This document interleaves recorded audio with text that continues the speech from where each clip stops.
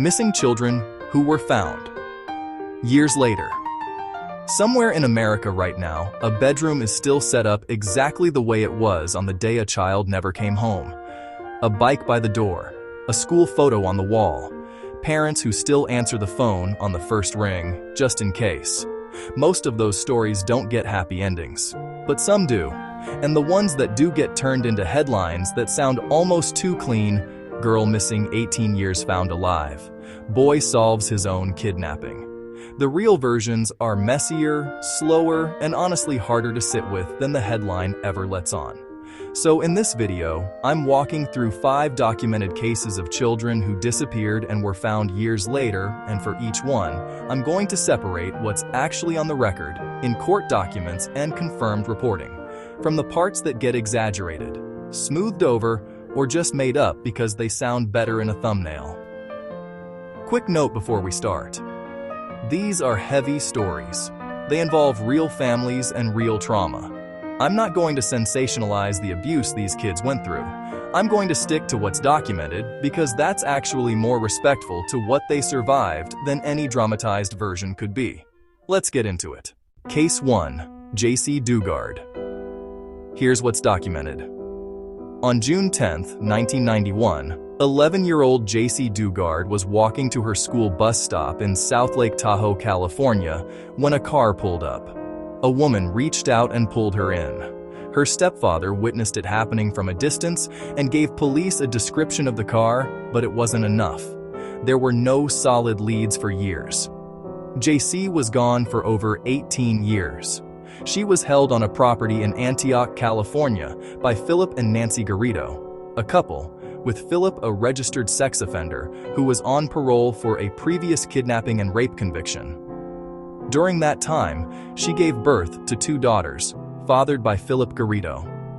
What actually broke the case wasn't a tip, a DNA hit, or a detective piecing together old files. It was 2 campus police officers at UC Berkeley in August 2009. Philip Garrido showed up on campus with 2 young girls, trying to get a permit for a religious event. Something about him and the girls struck the staff as off. They ran a background check, found he was a registered sex offender, and contacted his parole officer who didn't even know he had children. That set off a chain of meetings that ended with Garrido confessing and Jaycee identifying herself. Philip Garrido was sentenced to 431 years to life. Nancy Garrido received 36 years to life. What gets exaggerated?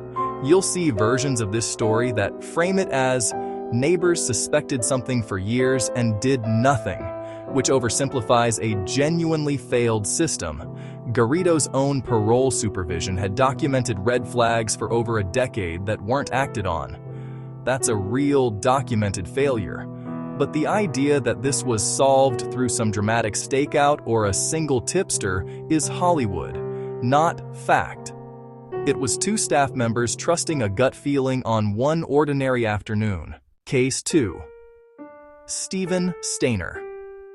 This one goes back further. On December 4, 1972, 7-year-old Stephen Stayner was walking home from school in Merced, California, when a man named Kenneth Parnell with an accomplice offered him a ride, claiming to be collecting money for a church. Stephen got in the car. He wouldn't see his family again for 7 years. Parnell moved Stephen around California under a fake identity, telling him his parents no longer wanted him and that Parnell had legal custody. As Stephen got older, Parnell's interest shifted, and in February 1980, Parnell abducted another boy, 5-year-old Timothy White, with help from a teenager he'd recruited. Here's the documented turning point. Stephen, then 14, made the decision himself to get Timmy out. In March 1980, while Parnell was away, Stephen took Timmy and hitchhiked roughly 40 miles to the police station in Ukiah. He didn't know how to explain who he was.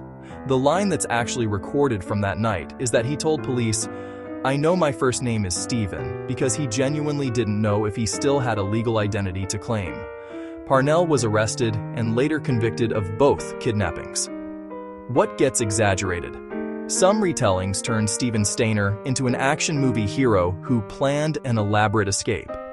What's actually documented is more human than that: a teenager who endured years of abuse, who by his own account had sabotaged earlier kidnapping attempts Parnell tried to involve him in, and who made a split-second decision to save a 5-year-old rather than stay silent. He didn't escape for himself first. He escaped to get Timmy out. That's not less remarkable than the dramatized version. It's more. On October 6, 2002, 11-year-old Shawn Hornbeck was riding his bike near his home in Richwoods, Missouri, when a truck bumped him off it. The driver, Michael Devlin, took him. Shawn's parents spent years and their own savings searching, eventually starting a foundation to help other families with missing kids. Shawn was held for over 4 years, physically abused, and according to documented court statements, subjected to threats that kept him from trying to escape or contact anyone. What's confirmed in reporting is that Devlin took him to an apartment in Kirkwood, Missouri, and that Shawn was, at times, allowed some degree of movement in public, which became a major part of public conversation later.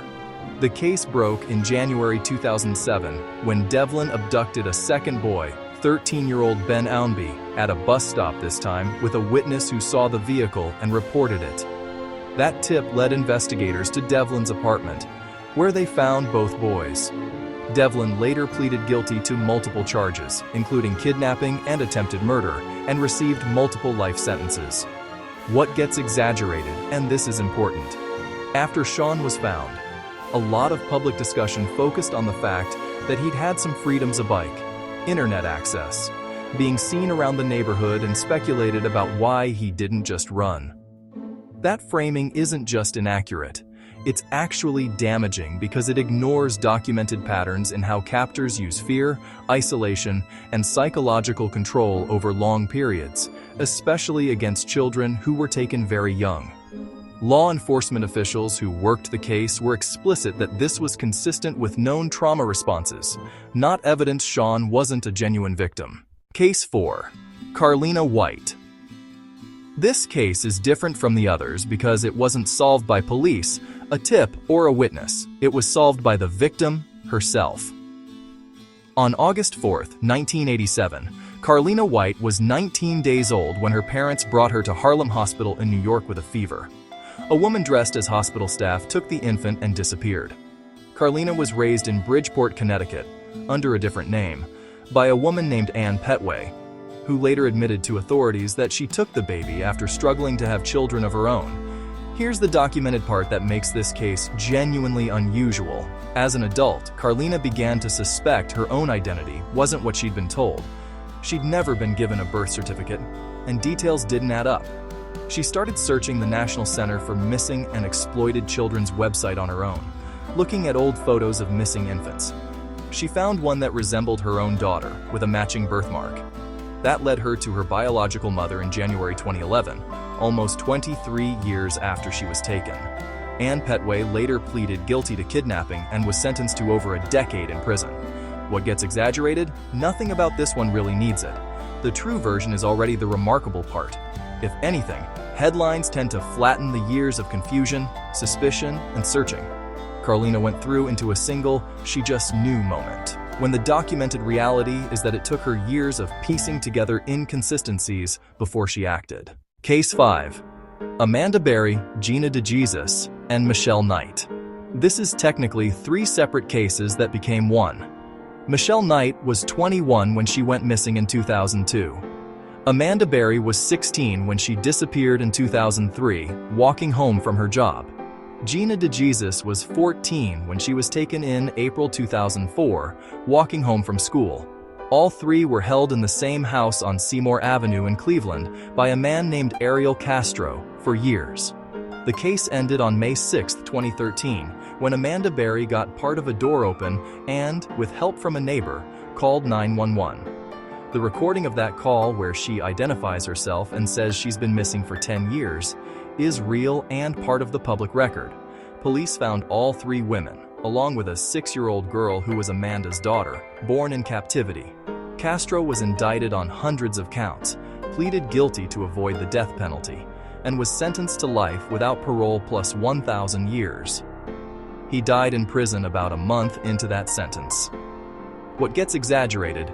You'll sometimes see this case shortened into a decade flatly applied to all three women, when the documented timeline shows they were taken in different years and held for different lengths of time.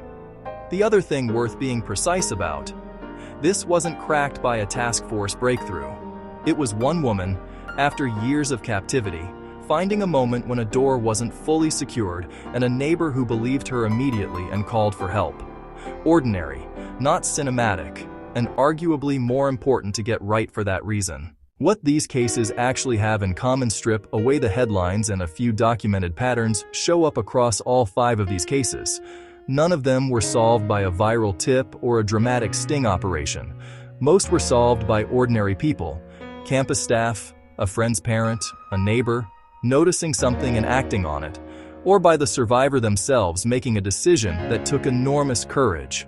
And in nearly every case, public reaction after the rescue included some amount of victim blaming or disbelief about why didn't they just leave, which the documented psychological and legal record consistently pushes back against. If there's one honest takeaway here, it's this: these aren't inspiring stories in the tidy sense. They're stories about how long systems can fail, how much a single alert person can matter, and how much courage it can take to walk into a police station and say a sentence as simple as, "I know my first name is Steven." If you want more of these researched deep dives into stories worth getting right, subscribe, and I'll see you in the next one.